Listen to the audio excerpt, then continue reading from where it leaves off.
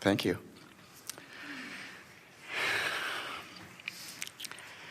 The subject of blending,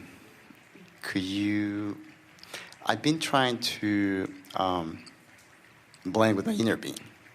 I think I have been blessed in every aspect of my life, and thanks to you as well.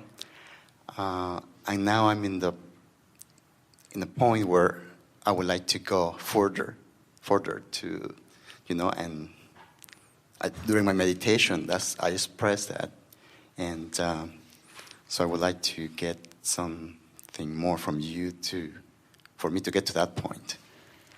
Well, blending, we want to start with something that is absolute.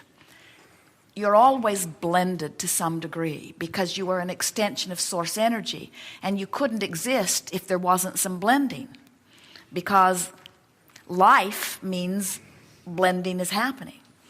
But when we use the word blending, and we can tell when you use it, what you mean is, I want to consciously and consistently raise my vibration into such consistent alignment with that which is my source, that now I have all of the benefits of that broader, clearer, open channel, so to speak. Mm-hmm. I want to open my vortex. I want to open my valve. I want to be in alignment with this source energy. So now we want to say to you that this is a varying degrees situation. In other words, sometimes you're more in alignment, sometimes you're less in alignment, you're never really out of alignment. Sometimes you're more blended, sometimes you're less blended, but you can't cease to be blended. So it's really what we've been talking about all day here today. The more joyful you are, the more in alignment you are. Now, the reason that we teach meditation is because, frankly, you're going to laugh at this maybe, but it's easier to teach you to have no thought than to have pure positive thought. It's actually easier to get you to just numb out your mind and not focus on anything than it is to choose some positive thought on a subject where you don't feel so positive. So meditation is what meditation does. Think about it. When you quiet your mind, you stop thought.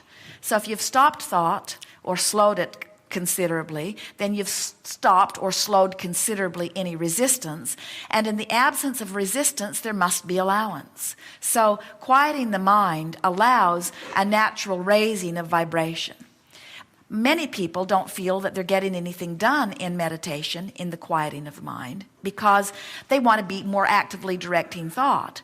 But we do not encourage you to actively direct thought during meditation until you are absolutely sure that you are in a place of pure positive energy. In other words, once you release resistance and you get into this place of pure positive energy, then you can direct thought anywhere you want to.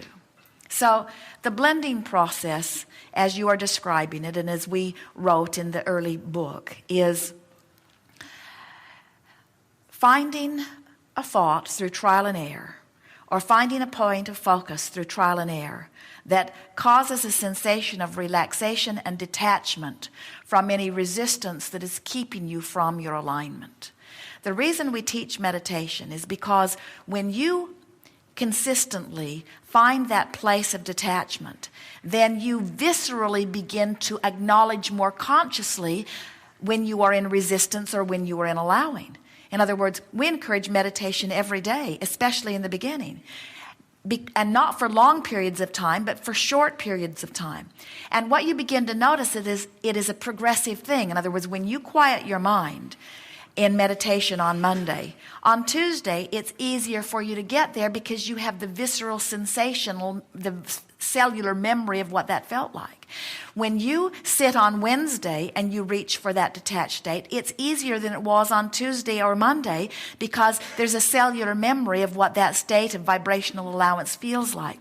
So then you reach the place where you can be someone like Esther, and even under extreme conditions, you can detach and allow alignment with broader perspective.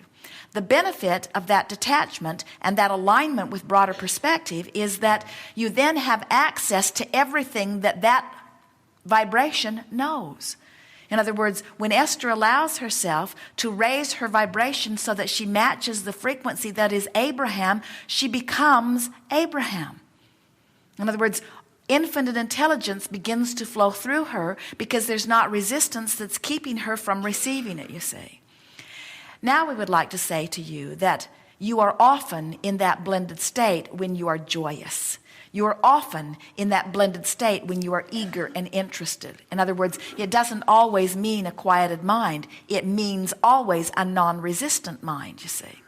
So the degree to which you are blended is really something for only you to know. And we want it to be a comparative thing to you, only about you. We don't ever want you to compare your blended state with Esther's or your blended state with somebody else's, any more than we want you to compare your emotional state with anyone else's. In other words, we think it is so valuable to notice, oh, I've gone from not feeling very good to feeling a little better.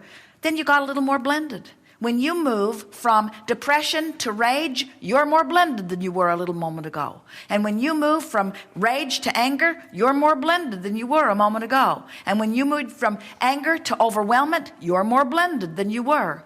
And when you move from overwhelmment to hope, you're more blended than you were. In other words, we don't want to only call ecstasy blended. We want to acknowledge that it's all blended to some degree, and we want you to be looking for your degrees of improving your blendedness. And that's the thing that keeps more of you from achieving your blending than all other things put together. You keep comparing yourself to somebody else, or you compare yourself to another time. Have you ever had an out-of-body experience? Or have you ever had an experience where you felt that connection very strong, and then next time when you don't get it, you beat up on yourself because you achieved it and now you can't get it back? Don't compare anything to anything. Just compare where you are to where you're going. And as you make that incremental change, then you will discover that under all conditions, no matter what, you can achieve alignment with Source, which means you'll be tuned in, tapped in, turned on. Your timing will be brilliant. The words that flow from you will be meaningful. The way your body feels will be sensational.